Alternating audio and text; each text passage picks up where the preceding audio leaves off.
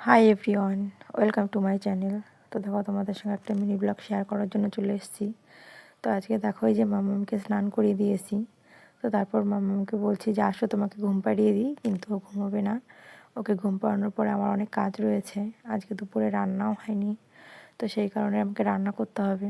তো মাম্মামকে বলছি আসো, তোমাকে ঘুম পাড়িয়ে দিই, কিন্তু ও ঘুমোবে না। এই যে একটু খাট ধরে ধরে হাঁটা শিখেছে, তো ওটাই করছিল। তারপর দেখো, অনেক কষ্টে মাম্মামকে জোর করে ধরে নিয়ে এসে এই যে ঘুম পাড়িয়েছি। তো অনেক টাইম লেগে গেছে ওকে ঘুম পাড়াতে। তো তারপর দেখো, এই যে ওকে শুইয়ে দিয়েছি, যে ও যদি একটু ঘুমায় তো আমি কাজগুলো করে নিতে পারবো। কিন্তু ও দিনের বেলা বেশি টাইম ঘুমায় না, এটাই একটা সমস্যা। সেই জন্য সারাদিন কোনো কাজকর্ম করতে পারি না, টাইম মতো কোনো কিছু হয় না।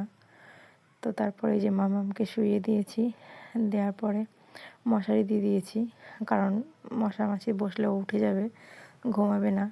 তো মশারি দেওয়ার পরে আমি যে চলে গেছি রান্না করতে। তো আজকে আমাদের কী কী রান্না হয় তোমাদের সঙ্গে শেয়ার করব। আর উনুনেই রান্না করছি, কারণ শীতকালে উনুনে রান্না করতে খুব ভালো লাগে, সেই কারণে উনুনেই রান্না করছি। তো দেখো গাইস, এই যে আজকে রান্না হয়েছে মাছের ঝোল, এটা বাটা মাছ। বাটা মাছ দিয়ে আলু দিয়ে একটা তরকারি, মানে মাছের তরকারি আর কি। আর এই দেখো, আলু দিয়ে মূলো দিয়ে ভাজা, কারণ অনেক টাইম হয়ে গেছিলো, বেশি কিছু রান্না করতে পারিনি আজকে। তো তারপরে এই যে মাম্মা উঠে গেছে ঘুম থেকে, ওকে সোয়েটার এগুলো পরিয়ে দিয়েছি সব কিছু, কারণ এখন তো রোদ হয় না, প্রচুর ঠান্ডা থাকে, সেই কারণে ওকে উঠিয়েছি, উঠিয়ে ওকে খাইয়েছি। তো তারপর মাম্মামের সঙ্গে এই যে খেলা করছিলাম। আজকে ঘুরতে যেতে পারিনি, কারণ বাইরে প্রচুর ঠান্ডা ছিল, সেই জন্য আজকে আর বিকেলে ঘুরতে পারিনি। তো বাড়িতে ওর সঙ্গে খেলা করছিলাম, ও হাঁটছিল, সেটা দেখছিলাম, অনেক ভালো লাগছিল।